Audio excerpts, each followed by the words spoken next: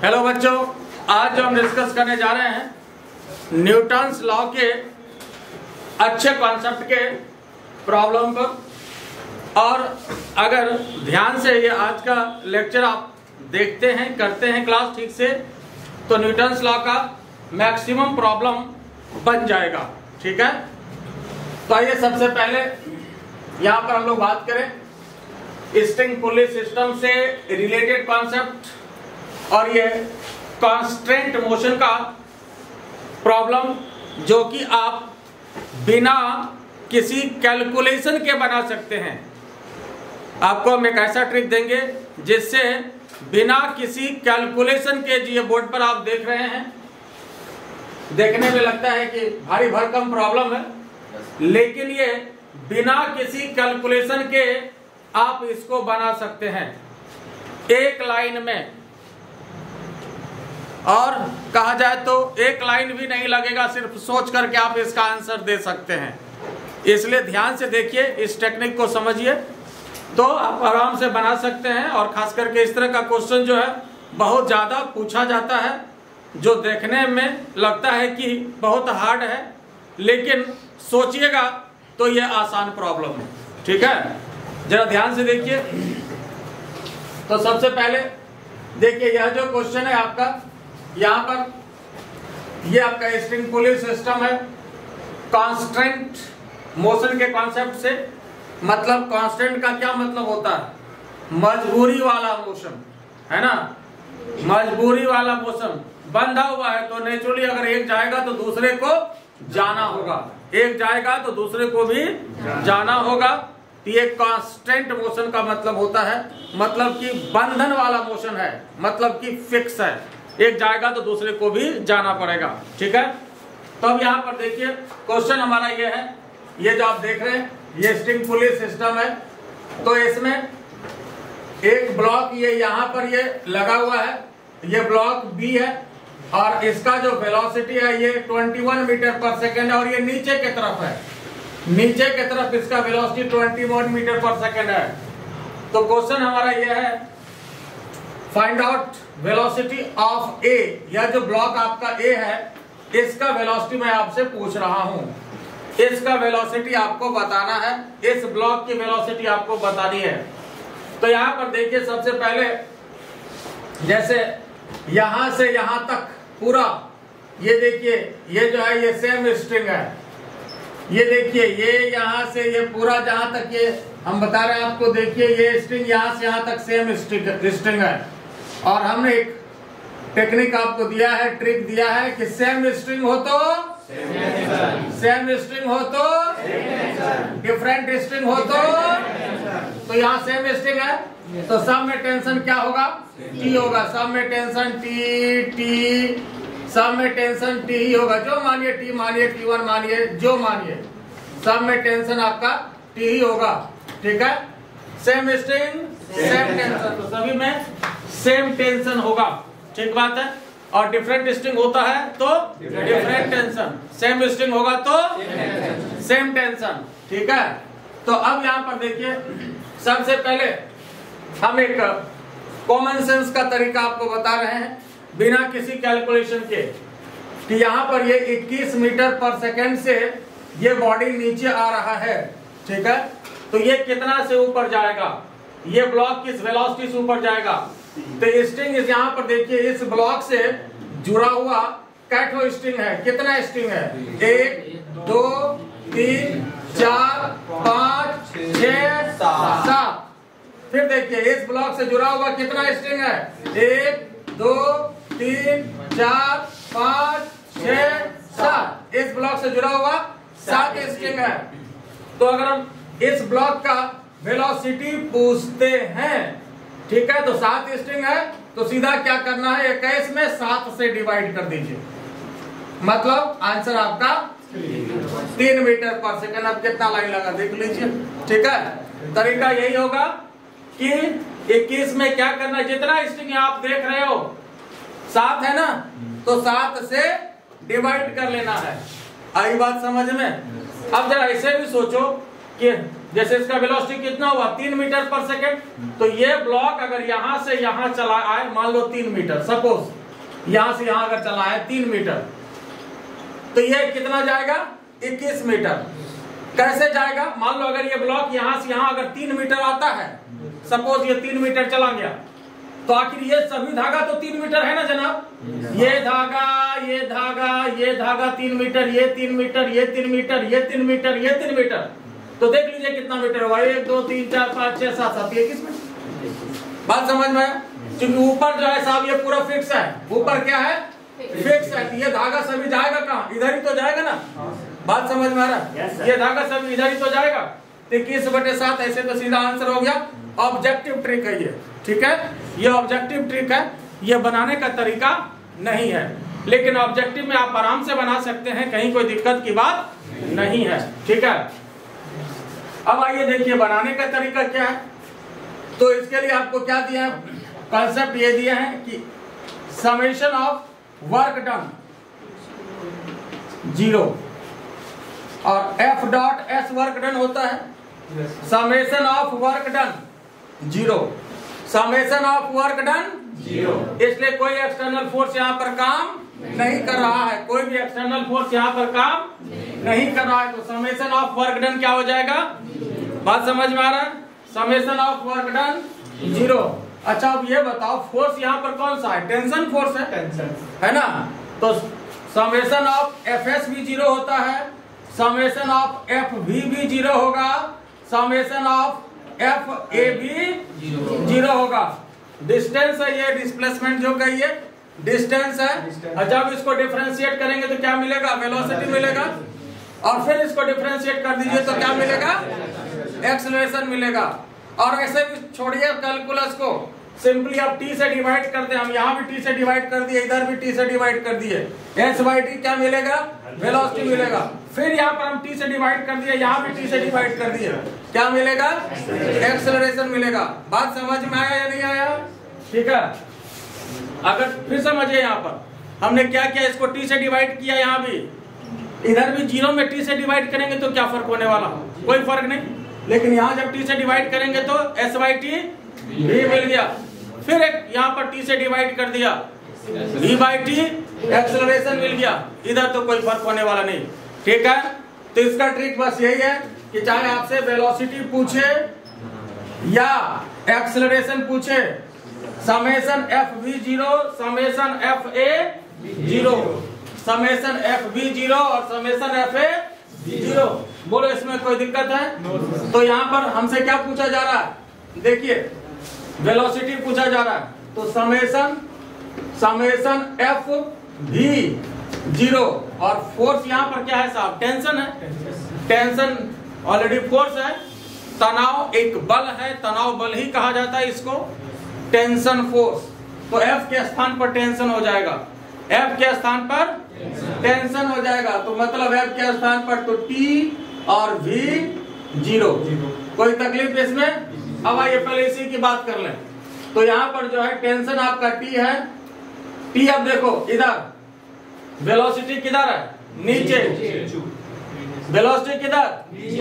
Tension ऊपर, velocity नीचे, तो एंगल कितना हो जाएगा इसमें? क्योंकि वर्क डन वाला कॉन्सेप्ट लेना है, तो टी और उसके बाद यहाँ पर भी कितना? 21 और माइनस की प्लस, माइनस हो गया। अब इधर भी अब टी भी चलिए प्लस, फिर यहाँ टी भी अब इसका ले लो, इसका टेंशन कितना है? 7 धागा है, देख लो 1 2 3 4 5 6 7, तो मतलब 70। उसके बाद ये ब्लॉक जा किधर रहा है? ऊपर जा रहा है ना। वेलोसिटी क्या? v, वेलोसिटी क्या? v, और va ले रहे हैं तो va ले लीजिए, जो लीजिए, हो गया, बात खत्म, बराबर 0। इतने समय कहानी खत्म है इसका। तो 7tv एक प्लस, इसको इधर कर दें 21t, कहानी इसकी खत्म है। इसका मतलब va बराबर कितना हो गया साहब? 21/7, मतलब 3 मीटर पर सेकेंड। तो ये इसका बनाने का तरीका हो गया, बस इतने समय देख लीजिए कितना लगेगा। बात समझ में आया या नहीं आया? ये क्लियर हो गया? बोलिए कोई तकलीफ है इसमें? ये इसका जो है निकल गया वेलोसिटी, तो समेशन TB0 याद रखना है फॉर्मूला को, समेशन TB0 या समेशन FB बात एक ही बात है, और समेशन FA0, ठीक है। और अगर थोड़ा याद रखना चाहते हैं और आसान फॉर्म तो आप ऐसे याद रखिएगा, T1V1 बराबर T2V2, T1V1 बराबर T2V2, है ना। जैसे याद रहे जो सुविधा हो, T1V1 बराबर T2V2, T1A1 बराबर T2A2, T1A1 बराबर T2A2। बात तो एक ही है ना। देखो यहाँ पर ये माइनस तो कर लिया ना हमने, तो माइनस वाला तो इधर चला जाता है तो बराबर हो जाता है, वो ऑटोमेटिकली बराबर हो जाता है। बात समझ में आया कि नहीं आया? क्लियर हुआ या नहीं हुआ? समझ में आया? ठीक बात है। अब यह देखिए, अब ये पहले इसको भी हम लोग समझ ले फिर लिखिएगा, ठीक है। अब यहां देखिए, यह जो सिचुएशन है, यह जो सिचुएशन है इसमें क्या किया गया है, देखो यहां ये, फिर यहां देखिए ये सेम स्ट्रिंग है, यहां से यहां गया, ये देखिए स्ट्रिंग, ये सेम स्ट्रिंग हुआ, और यहां पर यह जो है कोई भी बस या कार से कनेक्टेड है तो आदमी ही खींचे जो समझिए। और इसका एक्सेलरेशन क्वेश्चन में दिया हुआ है कितना, 16 मीटर पर सेकंड स्क्वायर। इसका एक्सेलरेशन दिया हुआ है, पूछ रहा है आपसे इस ब्लॉक का एक्सेलरेशन है, ये आपसे पूछ रहा है, A1 मान लीजिए, जो मानिए A1 माने हैं, तो इसका एक्सेलरेशन आपसे पूछ रहा है, ठीक है। क्वेश्चन आपका है यही, इसका एक्सेलरेशन पूछ रहा है।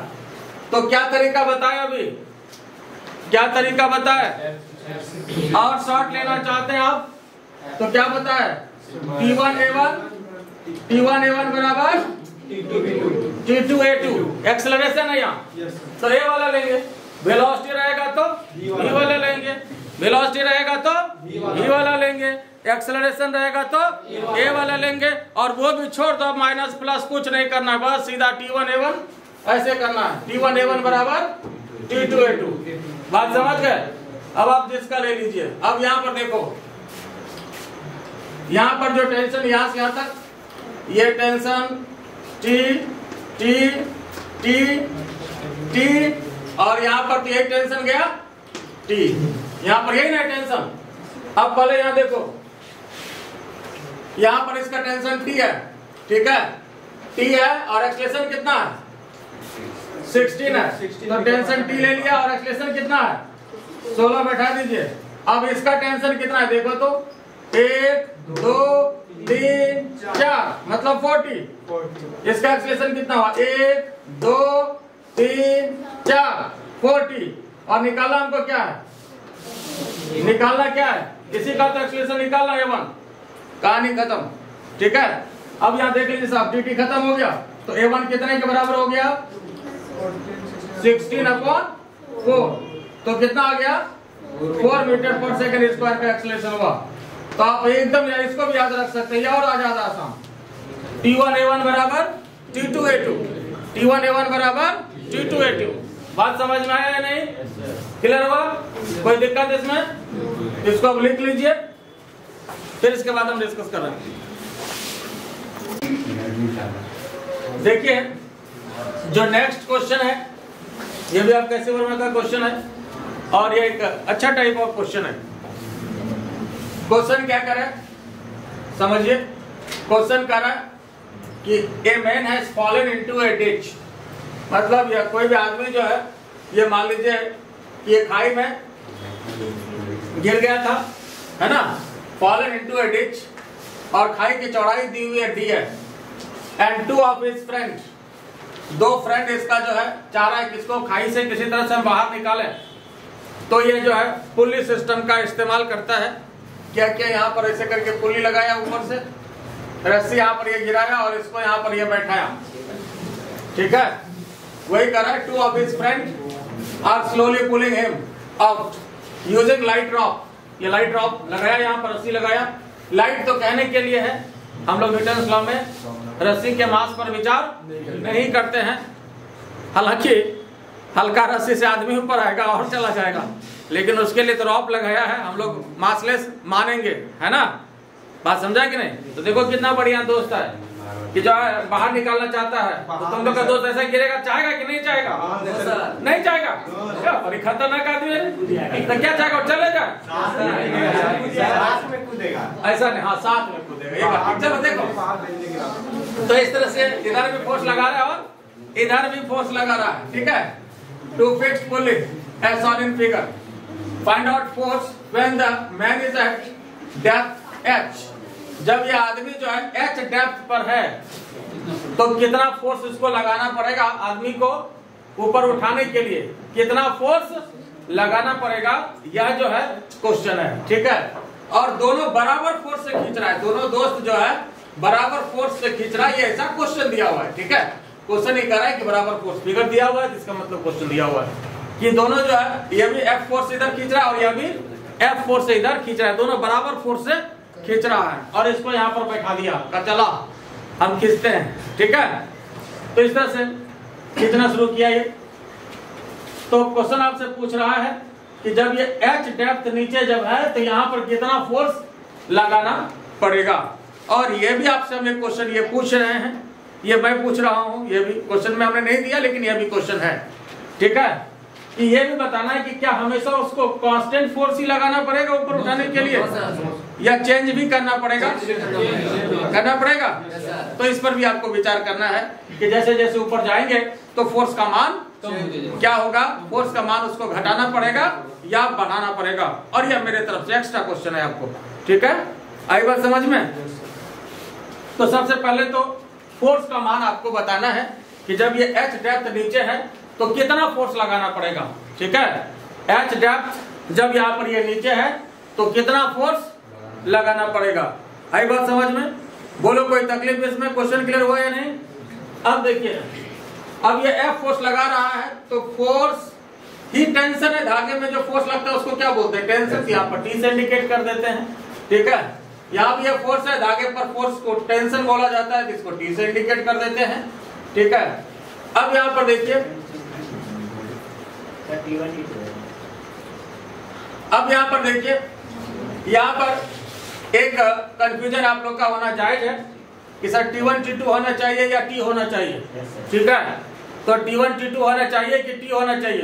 तो इसमें हम आप लोगों की ही बात मान लेते हैं। क्या बात मान लें? अलग मान लें, है ना। तो चलिए हम इसको T1 T2 मान लेते हैं, T1 T2 मान लेते हैं, ठीक है। ताकि आपको ये पता चल जाएगा ये T1 T2 बराबर होना चाहिए या नहीं, आपको पता चल जाएगा, ठीक है। और वैसे टेंशन यहाँ पर बराबर ही होगा, इसलिए कि यही स्ट्रिंग ऑलरेडी यहाँ पर ये इससे होकर के गुजरा है, ये टूटा नहीं, इसी स्ट्रिंग पर चुपचाप ये बैठ गया, ठीक है। स्ट्रिंग तो वही है ना, रस्सी पर चुपचाप पकड़ के बैठ गया, तो स्ट्रिंग वही है, तो सब जगह सेम टेंशन होगा। लेकिन चलिए अगर कंफ्यूजन है तो हम आप लोग के कंफ्यूजन को जायज मानते हुए अलग अलग टेंशन मानते हैं, ठीक है। तो इधर T1 मान लेते हैं और इधर T2 मान लेते हैं, ठीक है। देखेंगे क्या होगा, बराबर होगा या नहीं, ठीक है। अब मान लेते हैं कि ये एंगल थीटा है, तो नेचुरली एंगल में क्या होगा? थीटा होगा। ये थीटा तो ये भी थीटा, कोई तकलीफ इसमें? इधर T1 है, ये थीटा है। अब इस T1 का हम दो कंपोनेंट लेना चाह रहे हैं।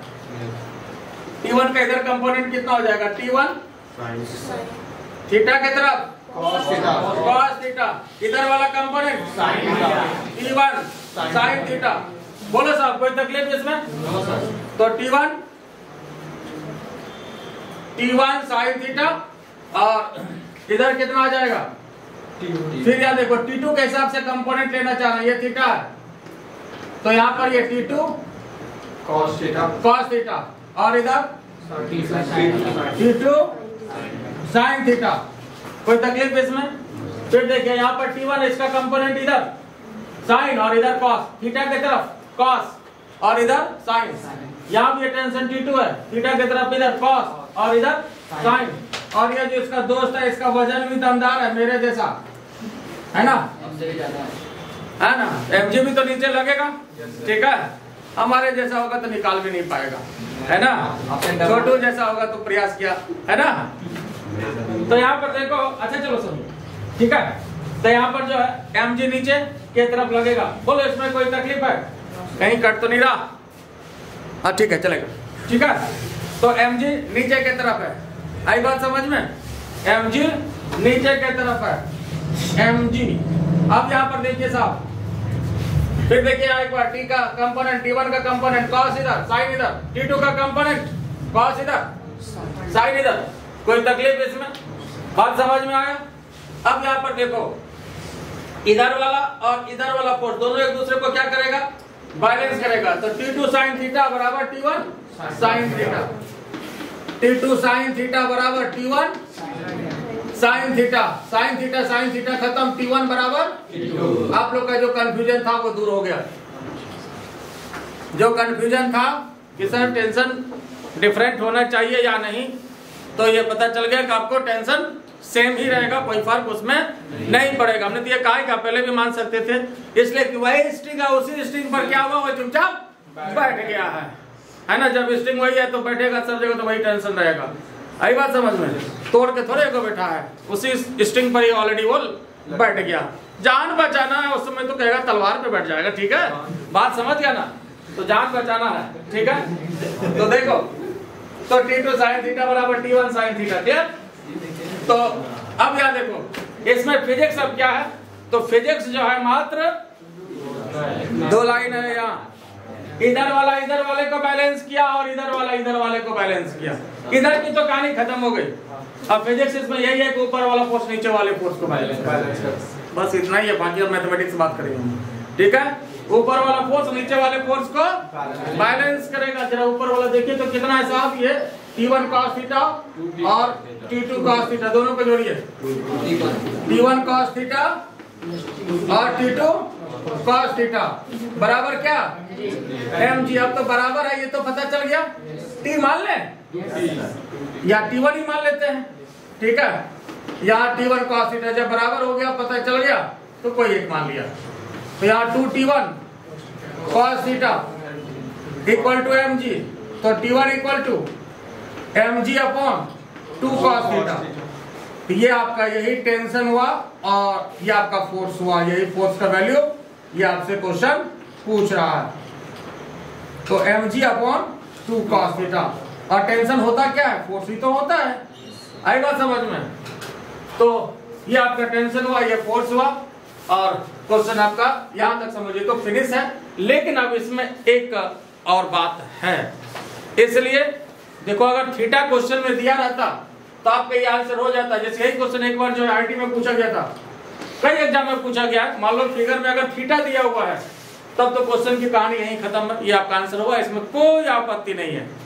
लेकिन सवाल यह है कि क्वेश्चन में हमने थीटा नहीं दिया था, या अगर नहीं दिया रहे, ठीक है, हमने दिया भी नहीं आपको क्वेश्चन में थीटा, थीटा तो माने हैं हम लोग। जरा समझे इसको, थीटा को क्या किया गया है? माना गया है। तब क्या करना पड़ेगा ना साहब? थीटा को रिप्लेस करना पड़ेगा। क्या करना पड़ेगा? थीटा को हटाना पड़ेगा। क्वेश्चन तो लिखा हुआ ना आपके पास साहब। तो जरा यहाँ देखिए कि थीटा को हम लोग कैसे हटाएंगे, जरा इसको ध्यान से देखिए। और यहाँ भी जब हमने ये दो लाइन लिया, ये भी कहा जाए कि इसको हम लोग हटा सकते हैं। ये आप लोग को समझाने के लिए हमने माना कि अलग अलग टेंशन है, और कहा जाए तो बात तो यहीं से है, ठीक है? और सेम टेंशन ले लेते हैं तो ऊपर वाली लाइन की जरूरत थी क्या? मैदान साहब था उसका भी, ठीक है? तो अब आइए यहाँ पर थीटा को हटाएंगे कैसे, अब इसके लिए बात करते हैं। जरा ध्यान से समझिए, इसका एक सब फिगर बना देते हैं। देखो यहाँ जो है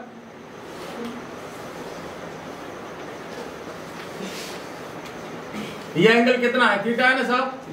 ये कितना है? ये h है, देखिए। और ये कितना है? d है ना? पूरा पूरी कितना ये d है, तो ये कितना हो गया? d/2 हो गया ना साहब, है ना?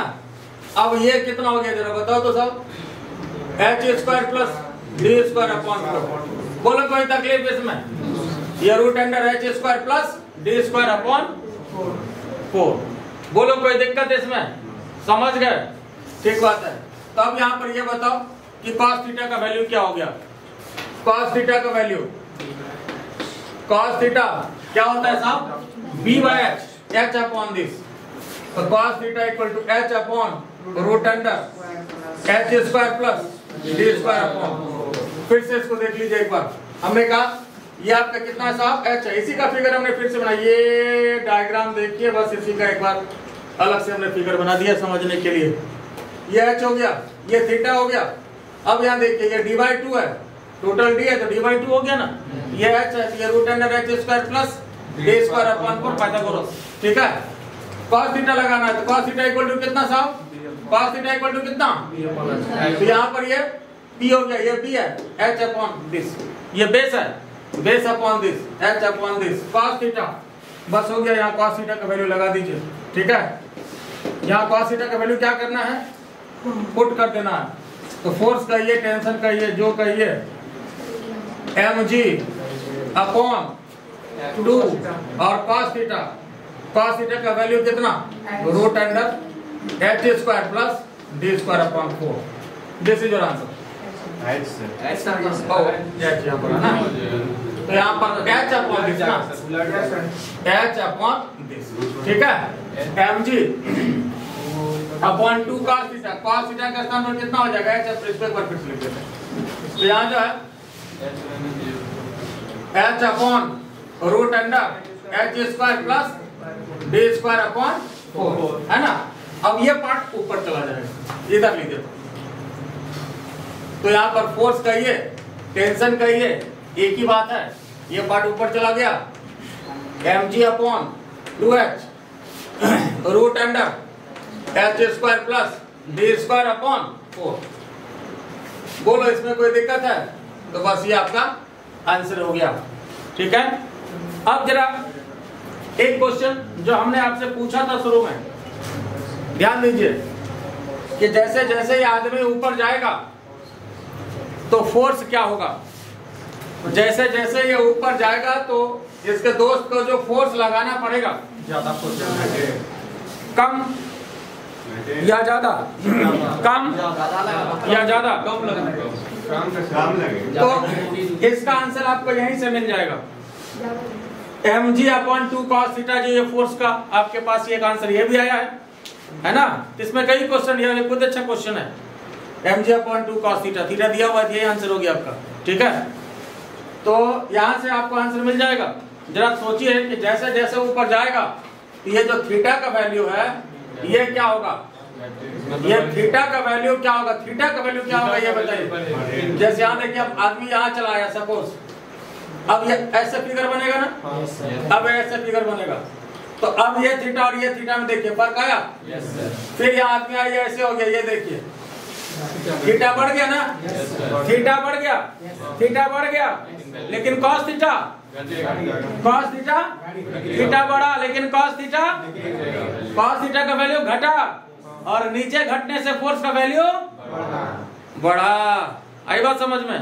तो फोर्स क्या होगा? फोर्स क्या होगा? इंक्रीज कर जाएगा। फिर समझिए, फिर समझिए, जैसे जैसे ऊपर जाएगा ये थीटा देखिए, मान लो आदमी यहाँ पहुंच जाएगा, अब यहाँ पहुंच जाएगा तो सोचेगा अच्छा आप तो पहुंच गया, लगा जोर जरा सा, थोड़ा सा इसको और उठाइए देते हैं। लेकिन यहाँ पर जो है ना, समझा कि नहीं? सोम क्या करेगा? बचाएगा कि नहीं बचाएगा? ये जाने देगा हर्षित को? बचा देंगे सर, जान देगा, चलो मैं बचा देगा, बचा लेगा। अच्छा चलो चलो ठीक बात। तो बात समझ गया। तो जैसे जैसे ऊपर जाएगा तो थीटा का वैल्यू क्या होगा? बढ़ेगा। थीटा का वैल्यू बढ़ेगा, ये तो समझ गया ना, बस हो तो गया आंसर। थीटा का वैल्यू जब बढ़ेगा तो cos थीटा का वैल्यू बढ़ेगा, घटेगा, और जब cos थीटा का वैल्यू घटेगा, cos थीटा नीचे है तो ये घटने से फोर्स का value, therefore force will increase, है ना। ये जैसे जैसे ऊपर जाएगा तो फोर्स का वैल्यू क्या होगा साहब? है ना, फोर्स वुड इंक्रीज, बढ़ाना पड़ेगा धीरे धीरे। बोले इसमें कोई दिक्कत है? ठीक है, इसको भी लिखिए पहले।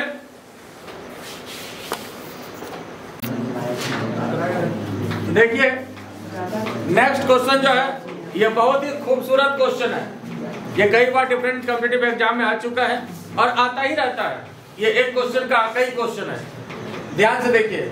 सबसे पहले तो मेरा क्वेश्चन ये है कि यह जो है एक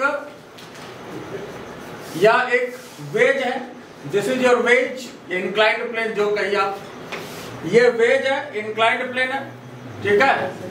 और यहां जो है एक ब्लॉक रखा गया, ये इंक्लाइंड प्लेन है, और यहाँ पर जो एक ब्लॉक रखा गया है, ठीक है, कोई भी बॉडी रखा गया है, तो क्वेश्चन करा है कि क्या एक्सेलरेशन हो इस सिस्टम का, ये दोनों सिस्टम,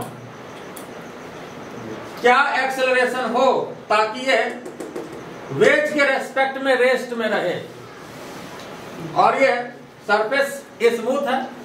तो देखो जब सरफेस स्मूथ है और यहाँ पर किसी भी ब्लॉक को हम रख देंगे तो स्वाभाविक सी बात है कि ये नीचे गिर जाएगा, है ना। देखिए प्रैक्टिकल तौर पर this is the practical situation. जैसे देखिए मान लीजिए यही आपका ये ऐसे ये वेज हो गया, ठीक है, ये ऐसे वेज है और यहाँ पर ये समझिए कि ये ब्लॉक है, ये रखा गया, this is the practical situation. और ये सरफेस क्या है, स्मूथ है। तो अगर मान लो ऐसे रखें देखो, और ये स्मूथ सरफेस है, देखिए ऐसे रखें और ये स्मूथ सरफेस है, तो गिर गया, जबकि ये स्मूथ नहीं है, कुछ तो फ्रिक्शन जरूर है, लेकिन फिर भी क्या हो रहा है, ये गिर जा रहा है ना। और स्मूथ होगा तो जल्दी ही गिर जाएगा, है ना। लेकिन अब क्या कर रहा है क्वेश्चन कि ये दोनों सिस्टम का क्या मतलब है, ये दोनों बॉडी और सिस्टम में क्या फर्क है। Group of bodies is known as system, group of bodies is known as system. कोई भी दो या दो से ज्यादा बॉडी सिस्टम कहलाता है। तो यहाँ पर इसको ऐसे ऐसे तो गिर जा रहा है, लेकिन क्या करना है, इसको रख करके इसको एक्सीलरेटेड कर दिए, तो देखो ये गिरना इसका बंद हो गया, है ना। ऐसे जैसे गिर रहा है, लेकिन क्या करेंगे इसको हम देखिए ऐसे गिर रहा है, लेकिन क्या करेंगे ये देखिए इसको एक्सीलरेटेड कर देना इसको। तो जब ये एक्सीलरेटेड होगा ना ऐसे, तब ये अगर गिर भी रहा था गिरना इसका बंद होगा। और ऐसा भी हो सकता है ज्यादा एक्सीलरेशन होगा तो ऊपर भी भाग सकता है, ज्यादा एक्सीलरेशन होगा तो ऊपर भी भाग सकता है। This is the practical situation of this question. बात समझ में आया या नहीं, ठीक है। तो सबसे पहले तो क्वेश्चन करा है कि क्या एक्सीलरेशन होना चाहिए ताकि ये रेस्ट में रहे, ये पहले क्वेश्चन है। उसके बाद फिर और दूसरा क्वेश्चन है, लेकिन पहले तो ये क्वेश्चन है, पहले इसको हम लोग देखें, ठीक है। तब इसमें होगा क्या, साफ देखिए आखिर कौन कौन सा फोर्स लगेगा। इस क्वेश्चन का ऑप्शन आपके पास यहाँ पर है, इस क्वेश्चन का ऑप्शन आपके पास ये है जो हमने अभी दिया है आपको, ठीक है। और ये जो क्वेश्चन है अभी, ये दूसरा क्वेश्चन है, अभी इसको रहने देते हैं, ये कनेक्टेड है इससे, लेकिन पहले इसको हम लोग समझें, ठीक है। ये बताओ यहाँ पर ये वेज है, ये ब्लॉक है, तो पहले तो फोर्स कौन कौन सा लगेगा जरा देखिए तो, mg नीचे लगेगा, और ये क्या है, थीटा है, तो ये एंगल कितना होगा, थीटा होगा, ये थीटा होगा तो ये थीटा होगा। इधर क्या होगा, mg cos थीटा होगा, और इधर क्या होता है, mg sin थीटा होगा। mg नीचे, इधर mg cos और इधर mg, बोलो कोई तकलीफ इसमें। अब ये बताओ जब ये सिस्टम इधर की तरफ जाएगा तो इसका जो सूडो फोर्स होगा, सूडो फोर्स का कंसेप्ट आप लोग को मिला हुआ है, ठीक है। तो इसका सूडो फोर्स इधर की तरफ लगेगा, दैट इज ma। बोलिए कोई तकलीफ है। अब इस ma का कंपोनेंट लेना है। अब ये बताइए जरा फिर से देखिए ध्यान से यहाँ पर, इसको ये थीटा है, ये एंगल कितना होगा, 90 माइनस थीटा होगा। ये एंगल कितना होगा, थीटा होगा, ये थीटा होगा, ये 90 माइनस थीटा होगा, और ये थीटा होगा। कोई तकलीफ इसमें, ठीक बात है। अब ma का कंपोनेंट लेना है, तब ये बताओ कि ma का कंपोनेंट इधर कितना आ जाएगा, ma cos थीटा जाएगा, ठीक है। तो और इधर कितना जाएगा, ma का कंपोनेंट ma sin थीटा जाएगा, ठीक है। इधर ma cos थीटा, फिर देखिए ma इधर था, ये एंगल थीटा है, थीटा की तरफ cos पड़ता है, तो ma का कंपोनेंट इधर कितना हो गया, ma cos, और इधर कितना हो गया, ma sin। अब क्वेश्चन आपका यह है कि इस ब्लॉक को हमको रेस्ट में रखना है, तो रेस्ट में रखने के लिए नीचे वाला फोर्स और ऊपर वाला फोर्स दोनों क्या होगा, बैलेंस करेगा, ठीक है। बाकी यहाँ पर एक नॉर्मल रिएक्शन भी लगेगा, ठीक है, लेकिन हमको इस क्वेश्चन में क्या करना है, इसको और इसको बैलेंस करना है। क्योंकि ये ब्लॉक को रेस्ट में रखना है, ये कहीं मूव नहीं करे, गिरे नहीं, मूव नहीं करे। बात समझ में आ रहा है। इसका मतलब फिजिक्स इसमें यही है कि नीचे वाला फोर्स और ऊपर वाला फोर्स दोनों क्या करेगा, एक दूसरे को बैलेंस करेगा। ऊपर वाला फोर्स नीचे वाला फोर्स दोनों एक दूसरे को क्या करेगा, बैलेंस करेगा। तो यहां पर जो है mg साइन थीटा कितने के बराबर होगा, ma cos थीटा, है ना, in the balancing condition, in the balancing condition, balancing कहिए, इक्विलिब्रियम कहिए, जो कहिए, m खत्म।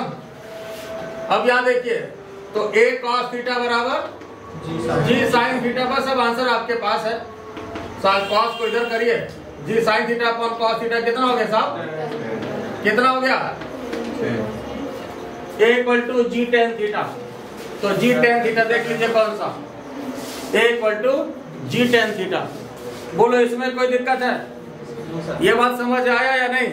और इसको याद भी रखिएगा, ये इंपॉर्टेंट ऑब्जेक्टिव क्वेश्चन है कि एक्सेलरेशन कितना होना चाहिए, g tan थीटा होना चाहिए। कितना होना चाहिए, g tan थीटा होना चाहिए।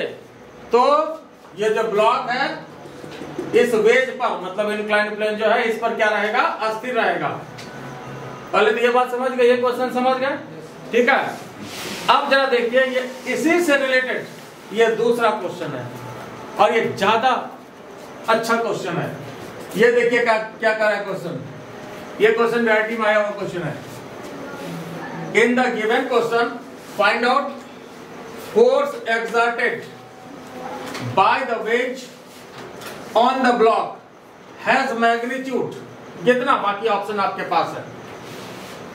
H shown in figure, yeah, in the given question find out force exerted by the wedge on the block, force exerted by the wedge on the block, wedge block पर कितना लगाएगा, मतलब ये inclined plane जो है ये veg, ये block पे कितना लगाएगा, ये ब्लॉक पे कितना लगाएगा,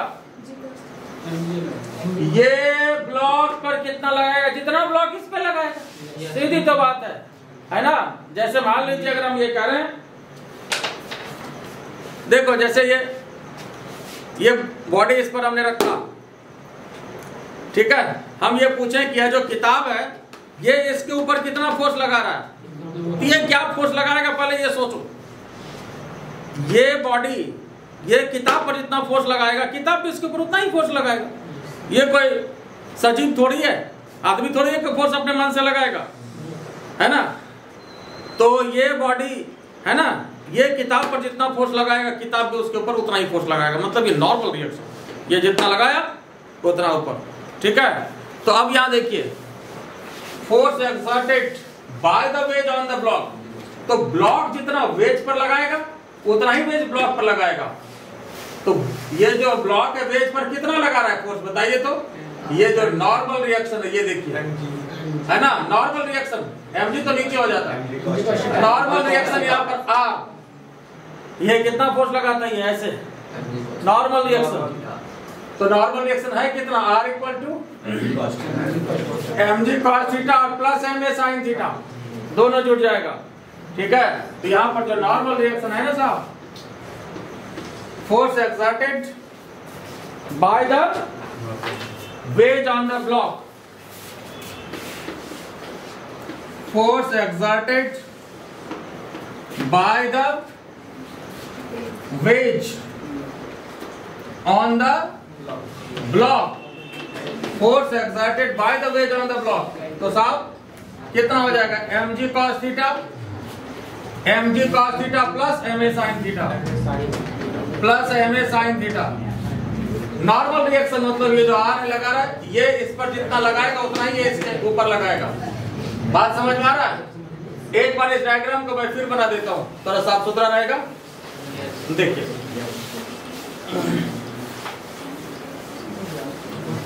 ये डायग्राम देखिए, बस डायग्राम ही तो मेन है, समझिए इसको। देखिए कौन कौन सा फोर्स लग रहा है, बहुत खूबसूरत क्वेश्चन है। तो यहाँ पर ये एंगल थीटा है, फोर्स कौन कौन सा लग रहा है, तो पहले जितना इंक्लाइंड प्लेन पर फोर्स लगाते हैं वो सब लगा देते हैं, है ना। mg अपने जगह पर, और ये आपको पता है ये थीटा है तो ये भी थीटा होता है ना। थीटा इधर, तो mg का कंपोनेंट इधर क्या होता है, बोलते चलिए आप लोग। इधर कोई तकलीफ इसमें? अब रही बात एक्सेलरेशन की। एक्सेलरेशन इसका इधर कितना हो रहा है साहब? ए हो रहा है। तो सुडो फोर्स पीछे इधर लगेगा, इधर सुडो फोर्स MA। ठीक है। अब यहाँ देखो ये थीटा हुआ, तो ये एंगल हमें चाहिए, तो ये थीटा हुआ तो ये 90 माइनस थीटा होगा, और ये 90 माइनस थीटा होगा तो फिर ये थीटा हो जाएगा। अब MA का कंपोनेंट इधर कितना हो जाएगा? MA cos थीटा, और MA का कंपोनेंट यहाँ कितना हो जाएगा? MA, तो प्लस हो जाएगा ये MA sin थीटा, इसके साथ प्लस हो जाएगा। बात समझ में आया? और बाकी नॉर्मल रिएक्शन इसके ऊपर ही आपको पता है, नॉर्मल रिएक्शन हमेशा ही प्लेन के परपेंडिकुलर लगता है। नॉर्मल रिएक्शन हमेशा ही प्लेन के परपेंडिकुलर लगता है। ये प्लेन के परपेंडिकुलर लगता है। ठीक है। अब जरा फिर इसको देखिए, जैसे अब समझने के लिए क्या करिए आप, लास्ट में हम इसको हटा देते हैं, आप लोग नहीं हटाइएगा। जैसे MA का कंपोनेंट ले लिए तो MA का मैदान साफ हो गया, जब टुकड़ा इसका ले ही लिए थी थोड़ी बचा। MG का भी कंपोनेंट ले लिए तो MG साफ हो गया। और अब इस पहले क्वेश्चन में हमने इसको बराबर किया था, और ये जो आपका दूसरा क्वेश्चन है, force exerted by the ways on the block, तो ये क्या हो जाएगा? वेज ब्लॉक पे कितना लगाएगा, जितना ब्लॉक वेज पे लगाएगा, दैट इज नॉर्मल रिएक्शन। तो R कितने के बराबर होगा? देख लीजिए, यही दोनों तो मिला ना नॉर्मल रिएक्शन में, MG cos theta plus MA sin theta हुआ तो यही। लेकिन सवाल है कि ऑप्शन नहीं है, तब इसको थोड़ा सा आगे बढ़ना पड़ेगा हम लोगों को। और एक्सेलरेशन अभी निकाले हुए हैं, कितना निकाले हुए हैं देखिए, तो इसका यूज करेंगे। MG cos थीटा, A के स्थान पर G tan थीटा, इसलिए हमने कहा ये कनेक्टेड क्वेश्चन है। ठीक है। तो अब यहाँ पर देखिए MG cos theta, MG tan theta को क्या लिखोगे? साइन थीटा अपॉन, और ये कितना? Sine theta. ठीक है। तो अब ऐसा करते हैं कि cos थीटा यहाँ नीचे ले लिया। यहाँ देखिए ये क्या हुआ? cos एलसीएम लिया तो MG cos स्क्वायर थीटा हो गया, और यहाँ क्या हो गया देखो तो MG साइन स्क्वायर थीटा हो गया। बस हो तो गया अब आपका आंसर। MG बाहर निकालिए, cos square theta plus sine square theta, नीचे आगे ऑप्शन कौन सा? MG upon cos theta, this is your answer. MG upon cos theta, मतलब ये आपका आंसर हो गया। बोलो इसमें कोई दिक्कत है? समझ में आया नहीं? तो ऐसे तो आपका आंसर यही पर हो गया, लेकिन सवाल है कि अब ऑप्शन नहीं है। एक को G tan थीटा यहाँ जो हम लोग निकाले हैं, इस चीज को पुट कर दिया, बाकी क्या है? एलसीएम लिया, cos थीटा लघुत्तम लिया, sin square theta cos square theta, ये 1 हो गया, MG अपॉन cos थीटा हो गया। ठीक है। बोले यहाँ तक किसी को कोई दिक्कत? ठीक है। और हमारा चैनल इनोवेशन एकेडमी, ठीक है, क्लास से फायदा हुआ हो तो ठोको लाइक, सब्सक्राइब, है ना, बेल आइकन भी दबा दीजिएगा। Thank you.